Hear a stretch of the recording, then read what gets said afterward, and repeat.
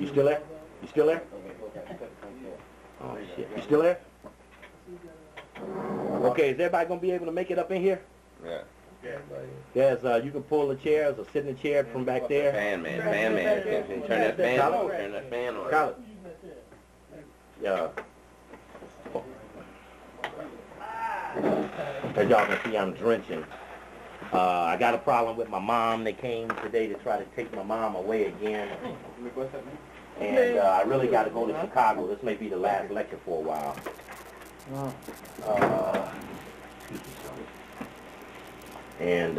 Really, there ain't nothing but problems.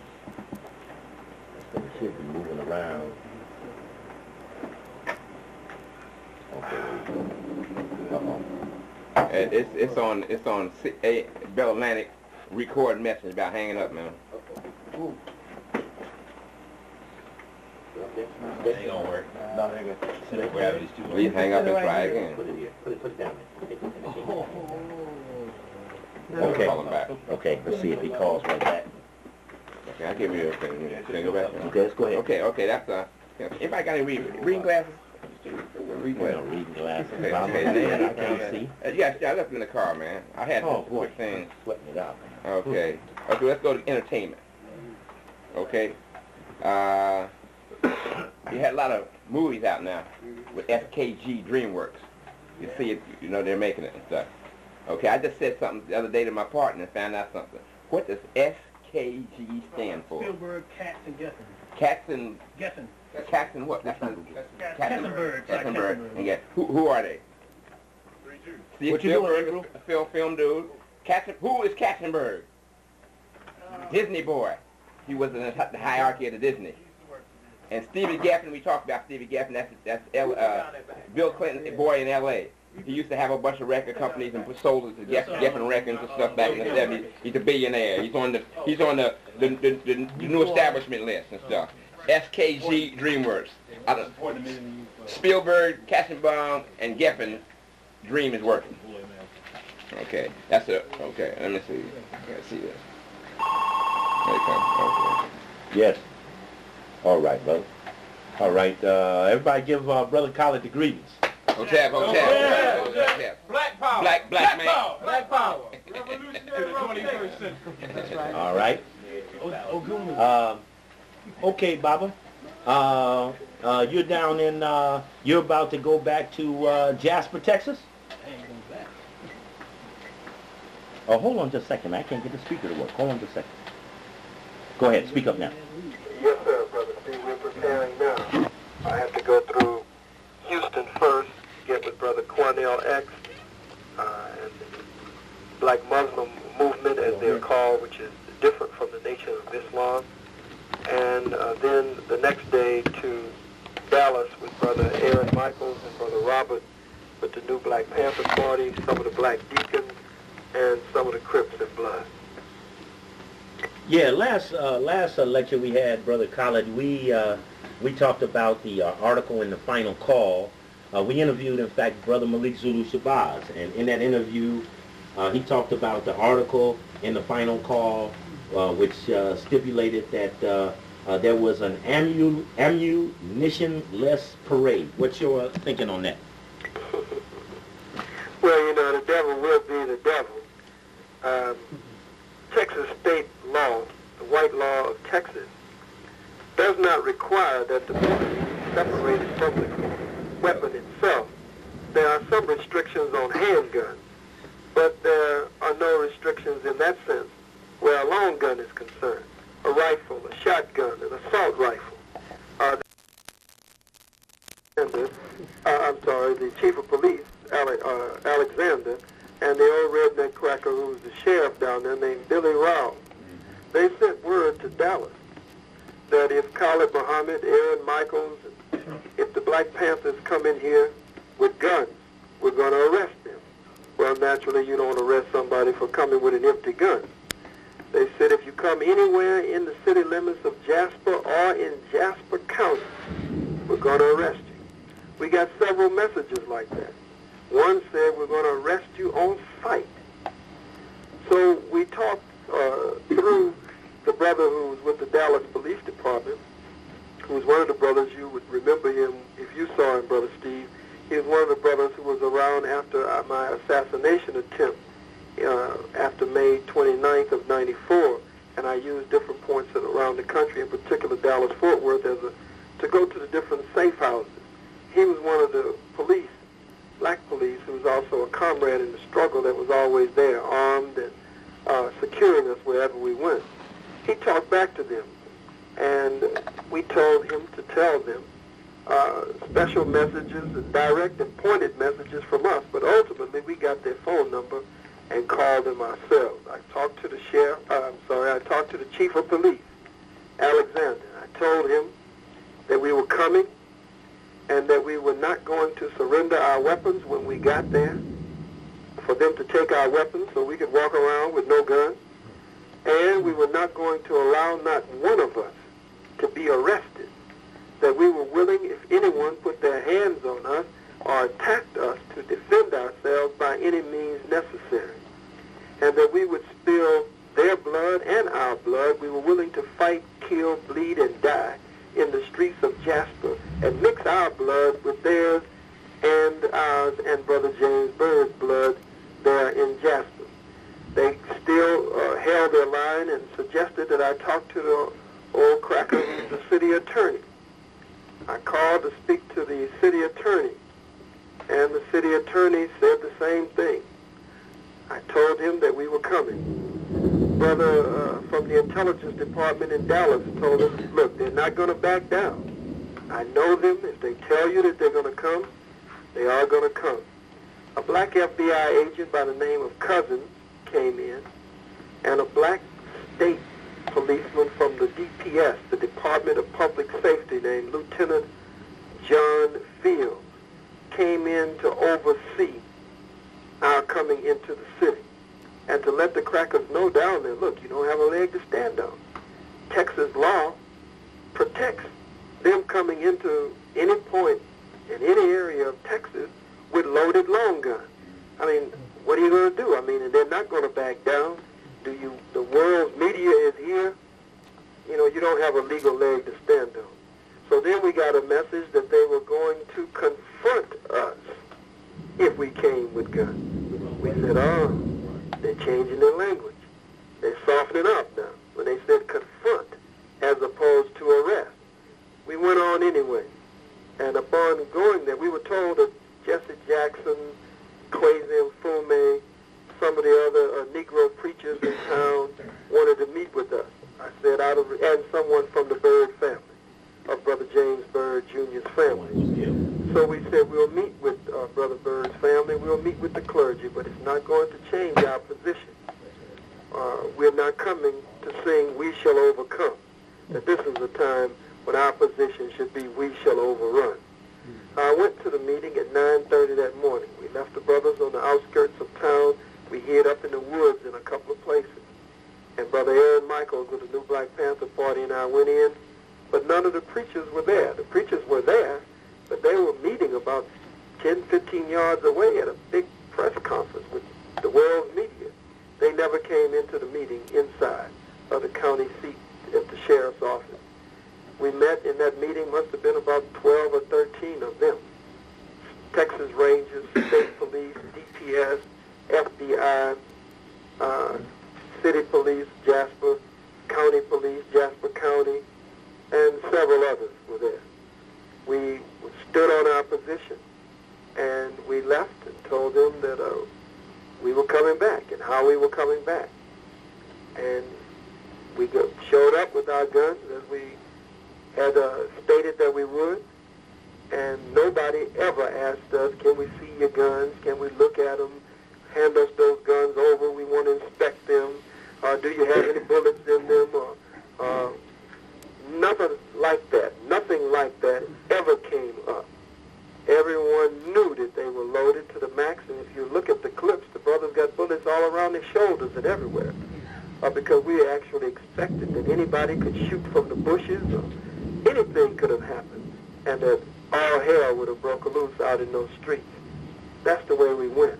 So for the Final Call newspaper to print such a story in direct answer to your question, it galling to me. It was painful that the Final Call newspaper, growing out of the Muhammad Speaks newspaper, has in the past had a reputation of being the one organ of news that we could depend on, and that they would not follow the white man's news service.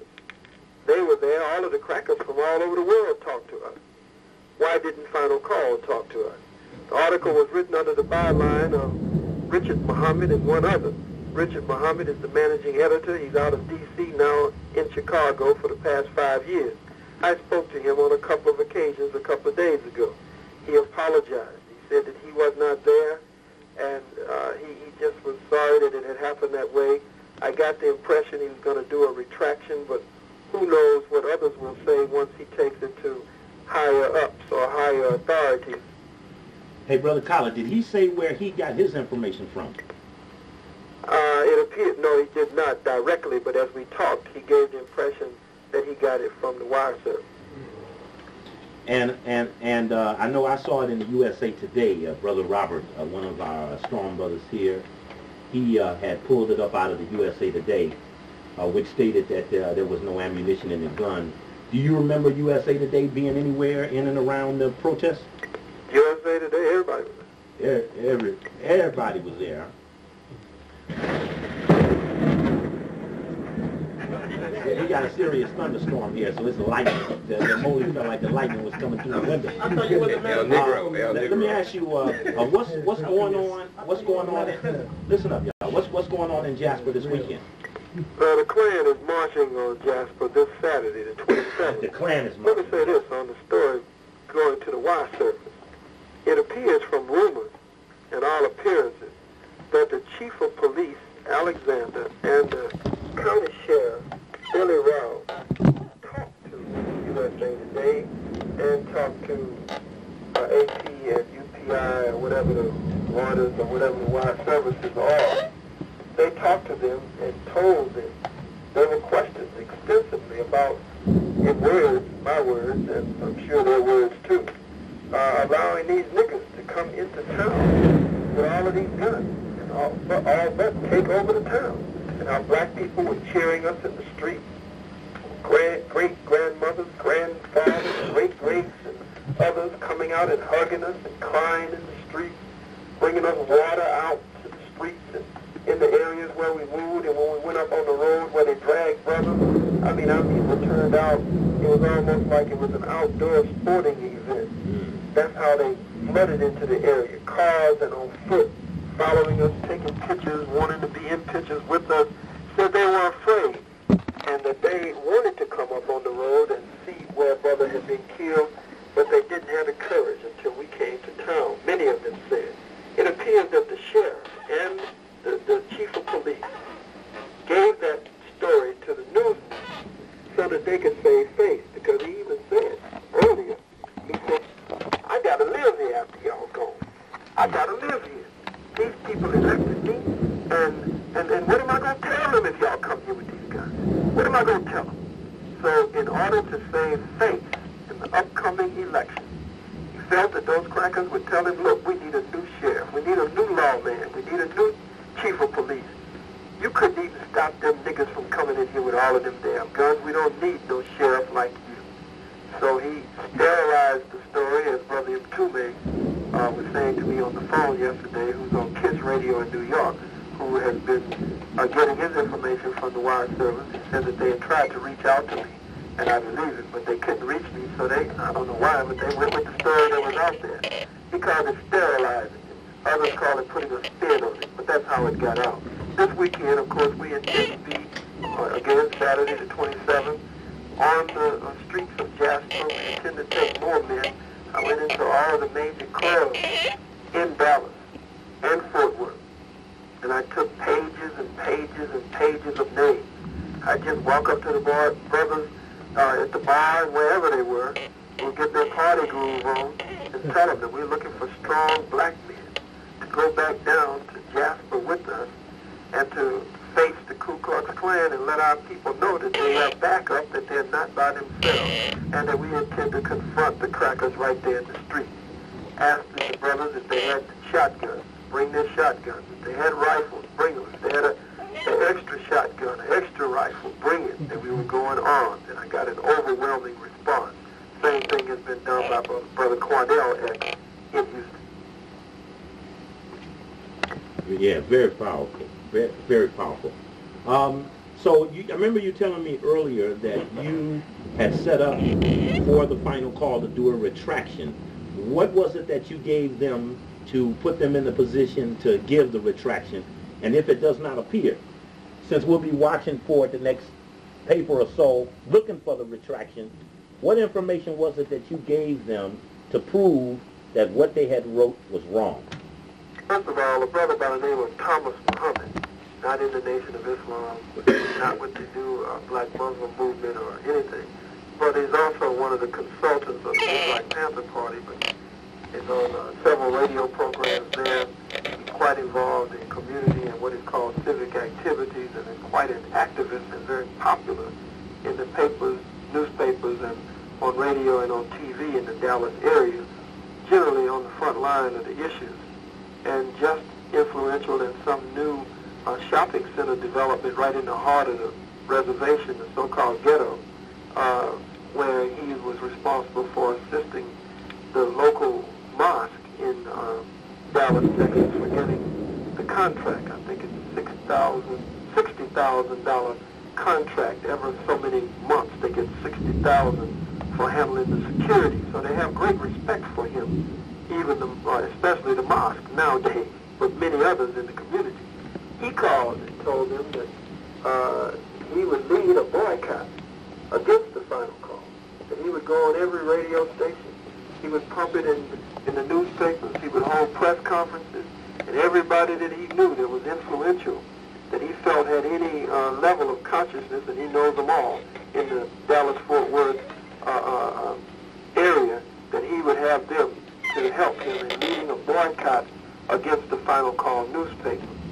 So in addition to that pressure, I gave Richard Muhammad, the managing editor in Chicago, I gave him the several numbers. I gave him the mobile number, I gave him the office number, and I gave him a pager for Lieutenant John Fields, the black state policeman of DPS, the Department of Public Safety. I gave him his number, and I gave him the top media person numbers in the state of Texas, and certainly in the Dallas-Fort Worth area, Sean Rabb. And they seemed to think that that was proof enough, along with my strong representation of what actually happened. And my efforts to destroy and crush the lie of what did not happen. All right. I'm looking through a press release that is being put out by the Atlanta March. And I see here it refers... Okay, hold on. You can go ahead, make it. Speaking of March, I know we're getting ready to go to the Million Youth March now, and the other group calling themselves Million Youth Movement out of Atlanta, and the Million Youth March out of New York. But the word March struck a chord for me, a reminder. It is important to understand that we had no march. They offered to give us a permit. We refused the permit, told them that a permit was not even relevant to what we were talking about. They wanted to call it a demonstration. We said the demonstration was not relevant. They wanted to say it was a parade. That's why we needed a parade permit. It takes 7 days, and they went through all. We said that we were insulted that the old city attorney, that this cracker would even call it a parade after our brother's chained by his ankles and dragged behind that old raggedy pickup truck on that back road there in Jasper County until his head came off, his arm came off, and other parts of his body, and his body, for the most part, nothing but bone and blood, where the flesh came off of his body. We said that that couldn't be called a damn parade, and what we came to do wasn't a parade. So we refused all permits. Now the Klan is coming to Jasper this coming Saturday, June 27th, under a permit, a parade permit, and under a demonstration. We refused all of those things, but naturally, if we were in the streets of Jasper and we had as many guns as we did, naturally the police was going to be out there. They even put helicopters over our head. That little town had almost never even seen a helicopter before. They had helicopters over our heads. They had cops out there, but they didn't act no kind of way hostile. You know, ain't no cracker gonna act hostile to that many niggers with shotguns and rifles and assault weapons with banana clips loaded to the max.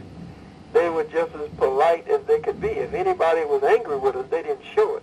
And if anybody was a Klansman, they were hiding. Crackers didn't even put a white sheet on the clothesline or a pillowcase on the clothesline that day. Scared that we were going to think that the goddamn Klan lived in that house, and that was a Klansman's yard. So I just wanted to dispel this parade, permit, ammunitionless, unloaded gun situation. Now let's go to, thank you for allowing me to add that additional point. Let's go on to New York and Atlanta and the two youth marches. Yeah, I was just looking here at a press release, and it says, the dream deferred. This is a Million Youth Movement out of Atlanta. The dream deferred, noted a year ago by retired Army General Khallid I, set the tone for today's call for unity. Howe now heads the national not-for-profit organization America's Promise. Led a call to service by saying, quote, too many young Americans are held back by harsh life of society, and we are here today to not to improve the situation, but to eliminate it. And I thought it was kind of unusual that they would use Colin Powell as their call to action. Well, let me add something to Colin Powell. In their mission statement and in the promo package that they put out for the world, I'm flipping through the pages now, it reads, under political development, to educate youth on the function and role of politics in America and throughout the world. This involves increasing civic education, political participation, and an understanding of the political process. We believe this is an important step in motivating youth toward, number one, greater political involvement, number two, power, number three, insight to help develop new models of political structures which will serve all people, regardless of creed, class, or color. Now it goes down in economic development where they attempt to raise the issue of reparations. Thus, reparations are a matter of international law and justice and acknowledges formally that a wrong has been committed. This objective can lead to serious dialogue on remedying social ills within our society. This can be of great benefit to all of us, especially in the context of President Clinton's initiative and initiation of a discussion on race in America. So it doesn't surprise me that they would choose one of the most reactionary Toms and niggers who is completely controlled by the United States government and who is an operative of the state against the legitimate aspirations of black people and people of color all over the world. Panama is no difference in this. Panama certainly was one of the recent examples of Colin Powell and what happened to the thousands of black and mestizo people of ours there in Panama, and we can go down the list where he's concerned. But to tie reparations in with, no good Bill Clinton's discussion on race in America, and then say especially in the context of President Clinton's initiation of a discussion on race in America, I think both of these examples really let us know what we're dealing with when we talk about Atlanta, when we talk about this group calling themselves Million Youth Movement, who, if you will go throughout their entire literature, is very careful to tiptoe around the term or the name black and to tiptoe around Africa.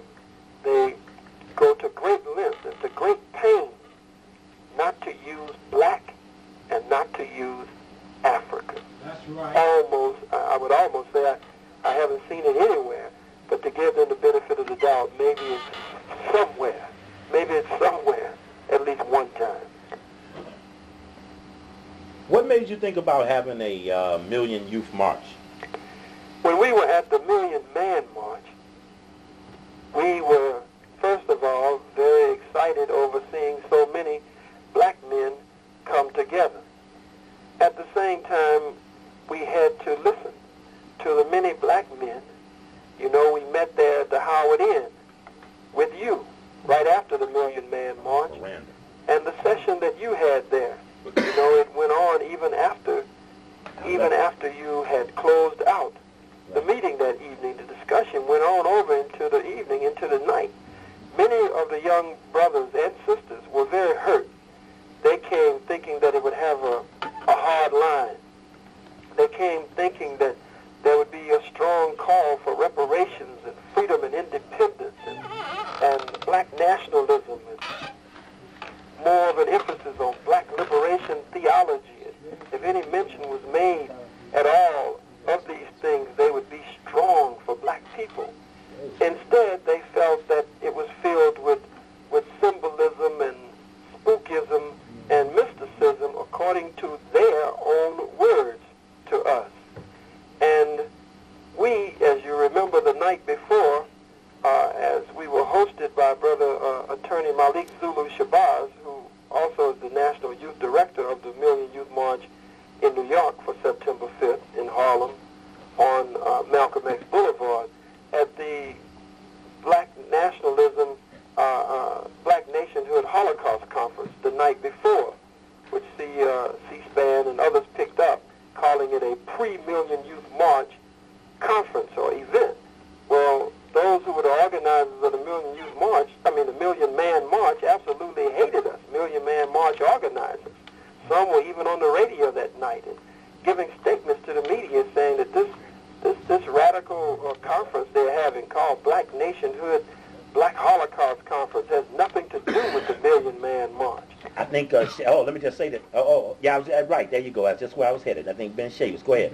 Ben Chavis and Minister Farrakhan's son-in-law and Chief of Staff, Leonard Farrakhan, and some of the others, they were set on letting everybody know this has nothing to do with us and don't go over to that event. Some who were supposed to be with us that night and speak and participate at the Black Nationhood Black Holocaust Conference the night before the Million Man March on October 15th, and to be a part of the Million Man March the next day, which we didn't think there was going to be any real problem with or any real conflict. We didn't. I guess we were a little naive that night. They had to make a choice. Either they were going to speak at the Million Man March or they were going to be with us. And if they were with us the night before, Million Man March organizers made it clear that they would not be able to participate on October 16th. I think that was like Karinga, Sharpton, Franz Welsing, and more. Oh, okay, go ahead, Bob, I'm sorry. So we started to look at this, and the young black men who came to us, when we say youth, we're talking about our young people. In some cases, we're talking about from 13 to 35. For the march, we're primarily talking about in New York 18 and over, because we just simply cannot handle the legal responsibility of having what they call the shorties there, who are under 18, and just as with Mr. Garvey, the state working with someone to set us up with some incident surrounding our young people or our adolescents. Now, my son, indeed, young Farrakhan Khallid Muhammad, is the national teen director and has been working with some youth who will be coming with various groups and will be coming with their parents, and some who will be coming with the approval of their parents. But that was a responsibility that we decided we could not take on. So it's 18 to 35. And we, of course, want elders there. This is for male and female, brothers and sisters. It's not a brother march. It's not a sister march. It's for brothers and sisters. We started thinking that, well, we should call the youth together. But then I felt that it was not a good time because it might be perceived that I was attempting to compete with the man who I call my spiritual father, regardless to what is transpiring at this point. that many would say, well, Khallid is just trying to compete with Minister Farrakhan. He's just trying to show that he can call 1 million people together.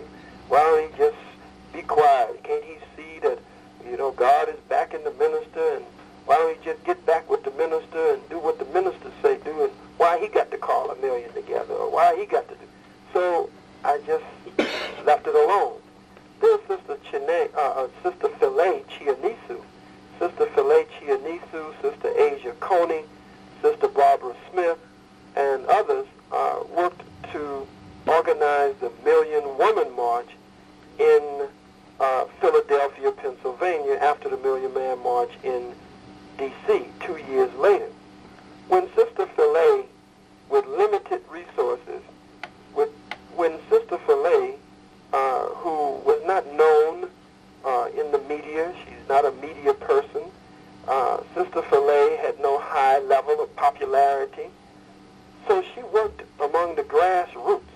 Sister Asia Coney, her right hand, is known in the Philly area for her organizing and her activism in the housing projects with the grassroots.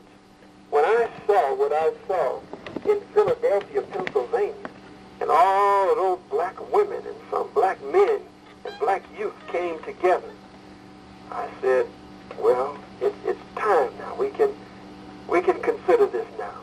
And from that point on, we set out to pull the youth together, but we decided we were moving close to the year 2000, close to the 21st century, and we needed to plant seeds in the minds and hearts of our youth as we prepared to cross the threshold of the 21st century.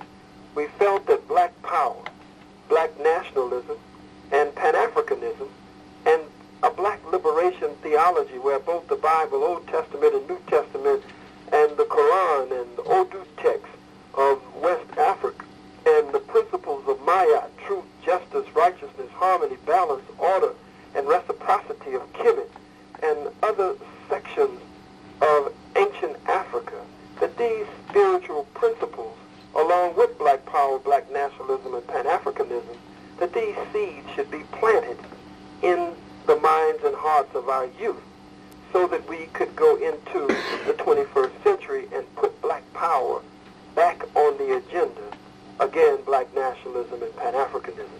So that was what moved us. Those were the key things that caused us to make that decision. As soon as I came to that conclusion, I called young Malik Shabazz, Attorney Shabazz, out of Howard School of Law, and asked him if he would head up the youth division of this, and later made contact with you and Dr. and Reverend Barshango and some others. And later, Brother Kwame Ture made contact with me when he heard about it, and we went on from there. Reverend Sharpton said he wanted to endorse it, and that's basically the story. Two questions. One, I got a question from Brother Juan here, and it's a question about Latin. So long. How you doing, brother? All right. My question is related to the reaching out efforts towards the brown people of the of this country, particularly the large population in the major black cities. You have a major brown Latino population, you know, that considers themselves black in some ways, but they don't necessarily identify with the label black. And just wondering about that, how are you reaching out towards them? Yes, anyone who has our website address, which is www.millionyouthmarch.com, knows that we will have some representation from the brown nation, some representation from the red nation, and we also want to make contact with some of the student leaders, some of the youth leaders from Indonesia who took such a bold and revolutionary position and stand that we all witnessed recently. Some of the youth from the Tupac Amaru's and some of the revolutionary Palestinians. When I say revolutionary, I mean young men and women who are willing to give their lives for the freedom and independence of their people.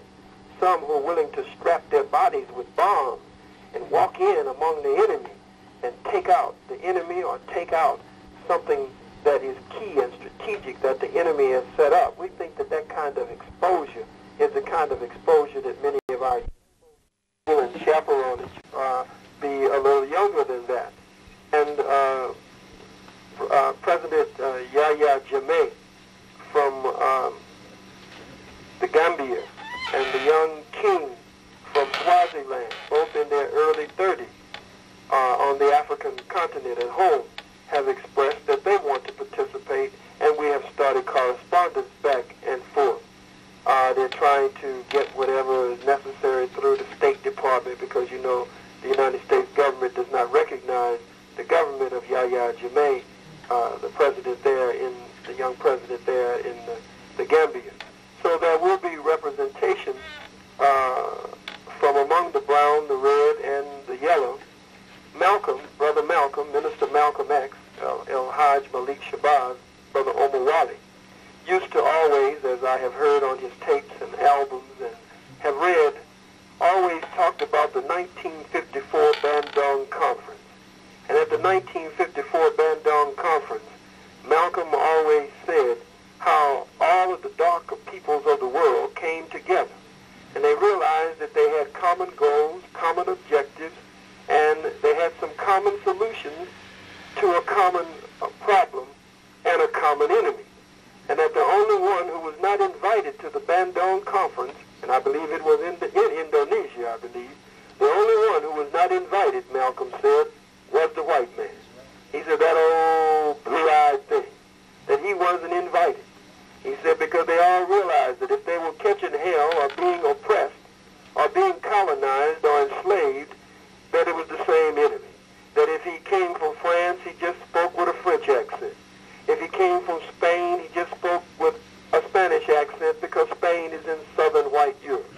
If they came from England, he spoke with an English accent. And so the white man was the only one who was not invited to the Bandung Conference, according to what Malcolm has told us many, many, many times.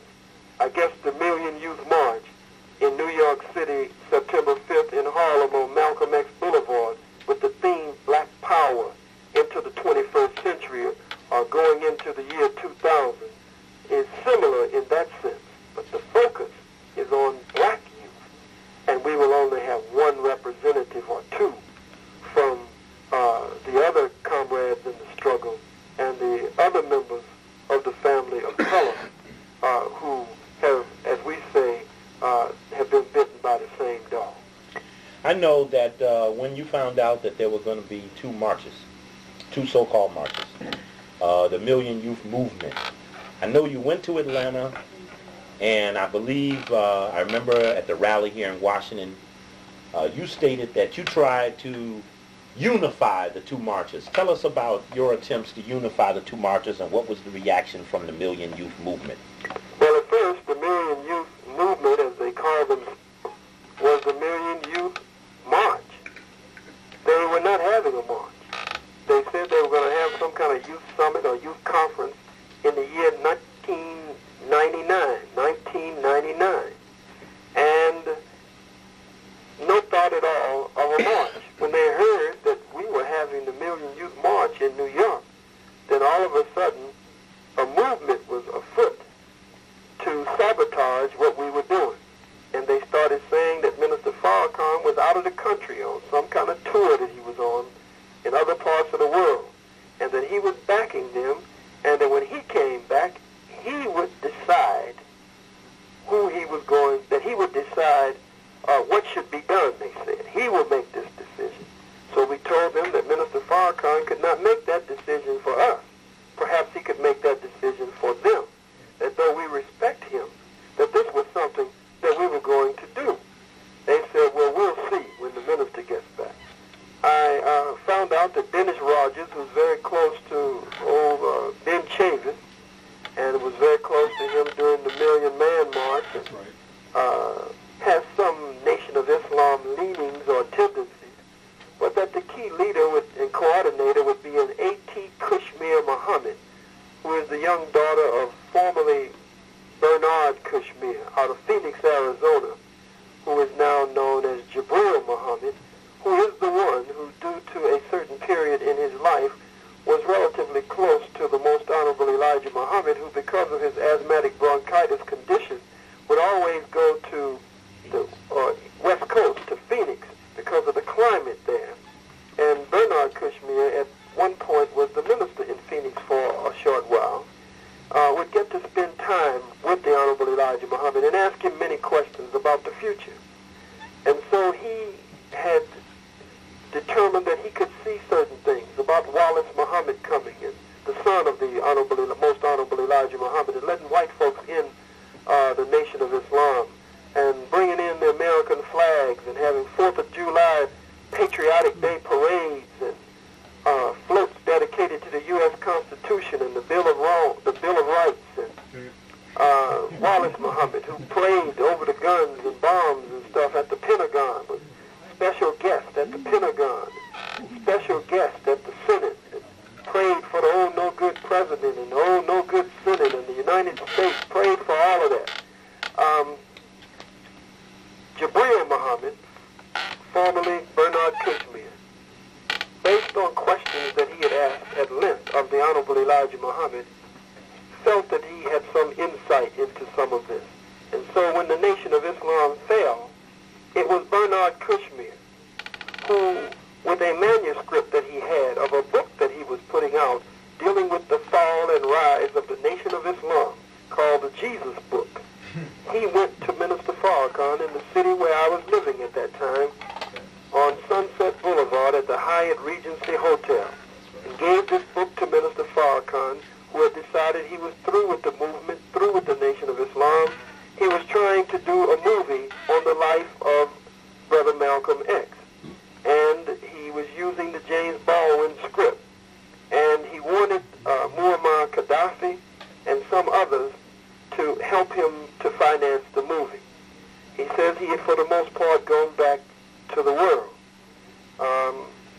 Bernard Kashmir, Jabril Muhammad, was able to reach him, and Minister Farrakhan stood back up based on what he was reminded of in what Bernard Kashmir, Jabril Muhammad, had written in this book.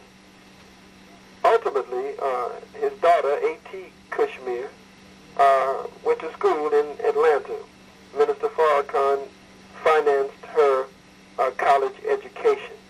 Minister Farrakhan is the finance that takes care of Bernard Kashmir, or Jabril Muhammad, and helps him to set up other means to survive, for his survival.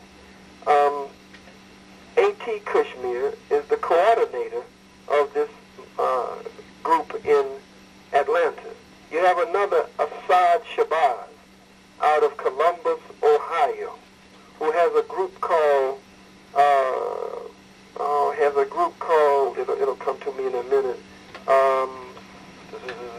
It'll come to me in a minute. No Black. I know what you're talking about. It's a Rites of Passage group.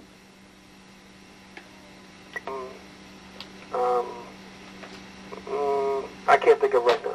But it's an integrated group. It has integrated affiliation, and he feels that that's the best way to operate now. He says that he's a member of the Columbus, Ohio Mosque. Then you have a sister out of Oakland who heads up the West Coast, who is an MGT and a part of the Nation of Islam Sisterhood out of the Oakland Mosque under Brother Keith Muhammad, his young brother whose name was Quasi. When I was teaching at Cal State Long Beach, he was the president of the Black Student Union, the BSU, and I worked pretty much as an advisor to the BSU from time to time, and was working hard to try to get him to come into the nation, and he ultimately did. She operates under him on the West Coast, who operates under another student of mine who is over the entire West Coast. Minister Farrakhan put him there, Tony Muhammad, who comes up out of Atlanta, who rolled with me on a daily and consistent basis, and still says every now and then that he was taught and trained as we worked together in Atlanta. All of that to say, we called Assad Shabazz, we called Dennis Rogers, and ultimately I bumped into A.T. in Atlanta, spoke to all of them. Dennis Rogers was very, very, very disrespectful on the phone. I had to give him a good revolutionary cussing out, not cursing out, a good revolutionary black power cussing out on the phone. Hassan Shabazz, less disrespectful, but equally disrespectful in some other ways, had to deal with him similarly. Didn't have to deal with A.T. Kushmir that way, but she was very firm in her position and kept like smiling and smirking of this power that was behind them and backing them and supporting them and advising them. We told them they had to cease and desist using the name Million Youth March because we have the U.S.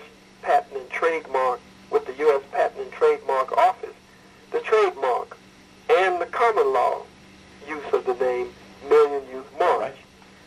We had also, out of the District of Columbia in Washington, D.C., incorporated Million Youth March, Inc. In addition to that, we had locked down the name MillionYouthMarch.org and .com on the World Wide Web. Well, we changed the host and went to Melanet and left Novotel. We left Nova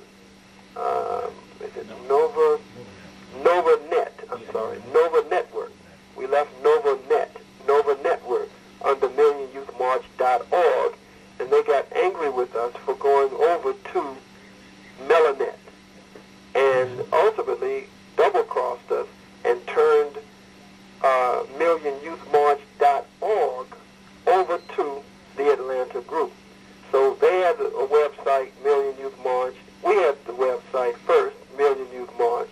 People's search engines trying to find Million Youth March, sometimes looking for them would come to us, and sometimes looking for us would go to them. We had our National Youth Director, who you know is an Attorney Malik Shabazz, to write them a cease and desist letter saying that you can no longer use this name, Million Youth March, and we gave them all the reasons why not. They told us we do what we want to do. They were going to do what they wanted to do, and nobody was going to stop them. That Minister Farrakhan would make that decision when he got back into the country. We tried to reason with all of them. They continued to use it. Then we were in Atlanta, and we found out that they had a young minister there who's no more than 20, 21, named Reverend Markel Hutchins, who has a powerful little youth group there called Youth Connections, some National Youth Connection, I believe. They had gotten him to reserve the name Million Youth March in the state of Georgia. Well, Reverend Sharpton called the young minister there and spoke to him, and I went and met with him several times, and he decided he didn't want to be connected to the Atlanta group anymore. He turned the corporation over to us in the state of Georgia. He dissolved the corporation, and we paid all appropriate fees and reserved the name in the state of Georgia. So here we had locked them in and locked them out in some other cases and locked them down. They were on lockdown completely. They still refused to stop using the name until the bank got confused and sent their checks to us. When their checks came to us, we gave them their checks back. But when their checks came to us, I guess they finally came to their senses, plus we were getting ready to take them into court, file a temporary injunction or a restrainer or whatever it's called, and do all that we could to stop the confusion. And then they came up with Million Youth Movement instead of Million Youth March, because they studied the split that took place in Philadelphia under Million Woman March, MWM. A group split, I don't know all of the details, split with Million Woman March, but they wanted to still have the initials MWM, so they became Million Woman Movement, so they could be MWM, and I guess it's convenient that way for many reasons. I don't know all the details, so I want to speak on that. And they became, in Atlanta, the youth group, Million Youth Movement, so they could still be MYM as we are MYM. And I met with them. I met with about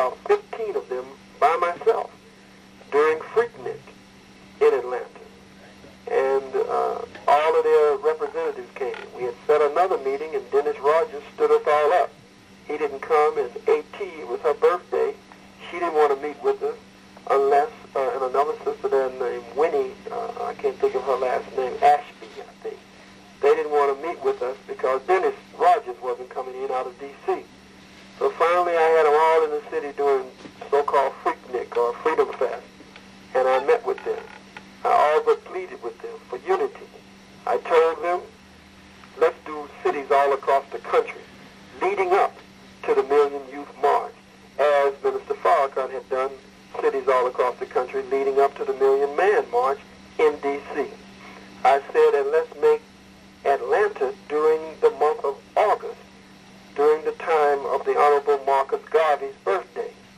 I said, you don't know that it's not any money in this from what I'm hearing from Sister Filet and others. But I went on to say to them, if you think there's some money in this, then you can have all of the money. We will sign anything you want us to sign right here while I'm here. I'll sign it. You take all of the money. If you think there's some money to be made, whatever it is, you take it. And we will put all of our energies and forces behind Atlanta in August around the Honorable Marcus Garvey's birthday. You take the money, and then we will finish up our several cities in the north, south, east, and western regions leading up to Atlanta. And then in September, we will finish in New York with the big march for our Million Youth March in Atlanta. Now they didn't agree with they said no, they didn't agree with the Black Power line. They didn't agree with Pan-Africanism and Black nationalism, and that they were working for all people, as it says in their press release, regardless of race, color, or creed. Now, I assume they attempt to rest on what the Honorable Elijah Muhammad said on the back page of the Muhammad Speaks newspaper, now on the inside back page of the Final Call newspaper, where he said we want justice for all people, regardless of race, color, or creed. But he explained to us that justice is the reward for good and the punishment for evil. So naturally, we want to get justice, and we want the white man to get justice, because justice for him is the punishment for the evil that he has perpetrated around the globe. So reward for good, punishment for evil, regardless of race, color, or creed, that we want, especially understanding what justice means.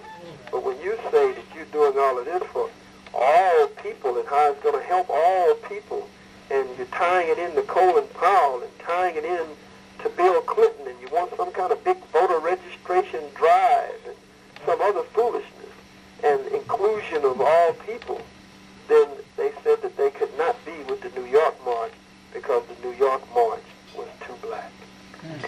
Well, what about this thing about the dates? I know the originally Million Youth March was September 19th, and then the Million Youth Movement chose September 17th. Tell me the history of the dates. Yes. Originally we were September 19th. And in fact, for those who have questions who are seated there, and others who will receive this tape about whether we have permits or not, we have 2 permits, because, you know, we're not only planning the Million Youth March, but a Give God the Glory, Million Youth March, Give God the Glory gospel concert, and Million Youth March R&B and rap or hip-hop concert. So we have the march site and concert site. So we have 2 permits already. 2 permits. Neither of them are on Malcolm X Boulevard. We have 2 permits. One is for Randall's Island, which has the big concert facility and all of that. And to prove your point and to prove our point, they are for September the 19th. September the 19th. They tried to undercut us and undermine us after they found out we had 2 permits from the city of New York. They expected us not to be able to get permits in New York. And incidentally, Giuliani, as bad as this cracker's record is, in some areas is not as bad in handling black youth. In some areas, as Campbell's record is in Atlanta. 400 to 600 over a 2-year period of black youth coming in for spring break, coming into the city of Atlanta for spring break, arrested. One year was 6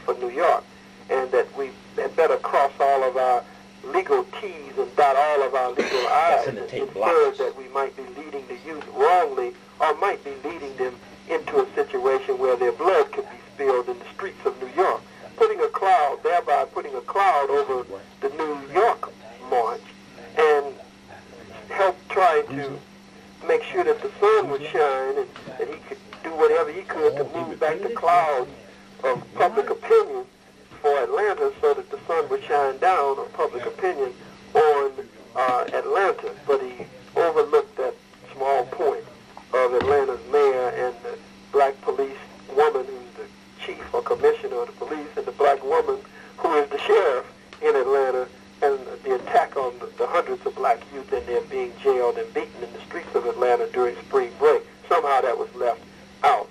So we had September 19th locked down, and we had the 2 permits that we still have in our hands for those 2 dates and 2 facilities.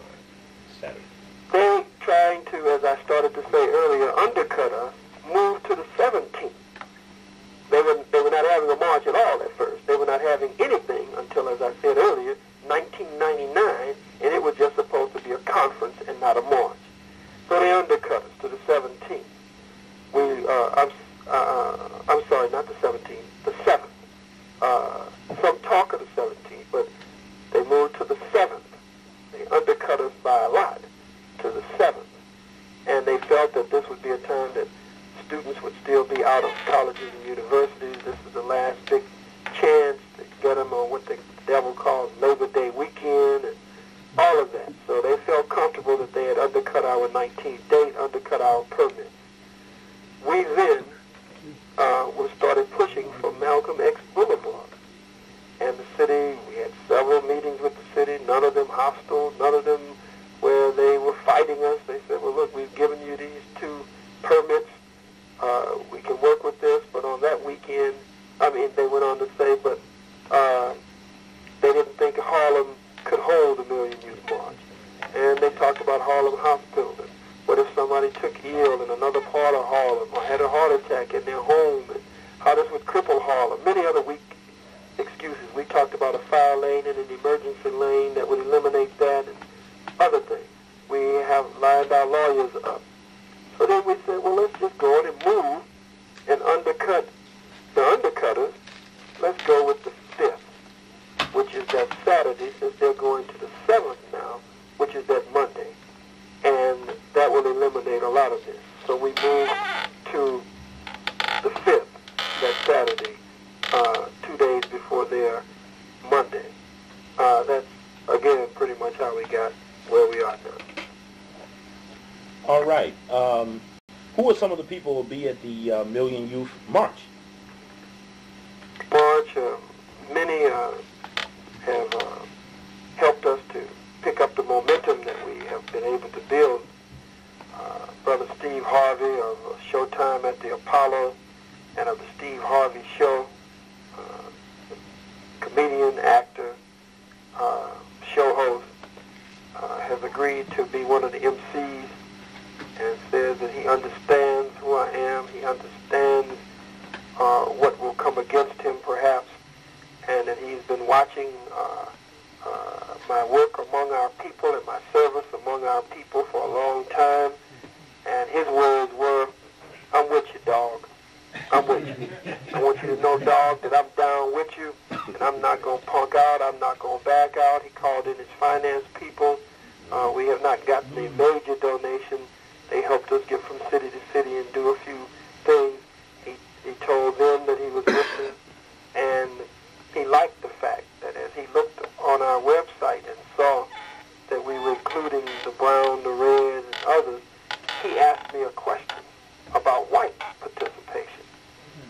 He said, not that I'm asking that they be included, but I want to, in case people ask me. So here we're sitting there with all of his top finance people, all black. It was a touch and go kind of moment there for a minute as he talked. But when it came time for me to talk, I don't play any games. I wasn't going to compromise for the money.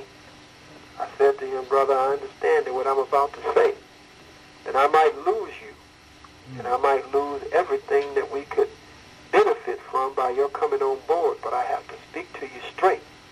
There is absolutely no goddamn place for white people at all in this march. This is for black youth. No crackers at all would get their asses up on that stage that day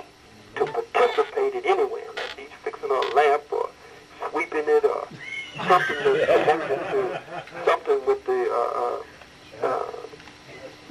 setup or something of the big jumbotron screens that we have to rent and some of those things.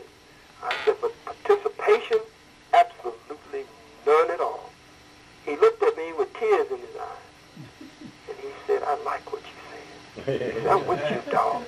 I'm with you, dog. He said what he said to his finance people. He said he could have sit here and bullshitted us, but he said straight up, knowing what it could mean. I mean, he said straight up, dog, that they can't be included. There ain't no white folk. He said, I like that. He said, you can trust a brother like that. So that's Steve Harvey. Dougie Fresh says that he will be one of the MCs. KRS-One was one of the first to contact us. I must say that we have not heard from him in a while. We got a series of calls asking to participate, a series of letters asking to participate. And they said they wanted to do everything they could and to participate that day. Then, at the end, we got a call where he wanted to be the keynote speaker that day. And when he was told that he could not be the keynote speaker or his manager, we haven't heard from them since then. Yeah, just a sidebar, Baba. He's got some real half in and half out viewpoints. I could understand him backing down. You know, he was the one who did the revolutionist basketball. For which he said he got $17,000 for the commercial, and the reason he did it was because he needed to feed his family. So feeding his family was his primary goal. He didn't really care about using the word revolution for basketball. Anyway, who are some of the other people participating? In addition to him, Outkast with Brother Dre, who is the king of Sister Erykah Badu. Sister Erykah is supposed to be out of the country on tour in Europe on the weekend of the 5th. Possibly would be back on the weekend of the 19th. But for the 5th, will be out of the country. But Brother Dre, who is her man and her king, and who is the father of Lil Seven, their son, and Outkast has come on board. Goody Mob has come on board. We've been with them several times. Wu-Tang, we've been with them several times. They brought us on stage with them and pumped a march from their shows. Dr. Dre has responded very positively. Who that person y'all told in person, from the said that he wants to be down. Ice Cube has said count him in. I know he has close ties to the Nation of Islam, who is backing the Atlanta group. So I don't know how that will play out in the final analysis, but I believe that if he said he's with us, that he will make his word bond, I believe.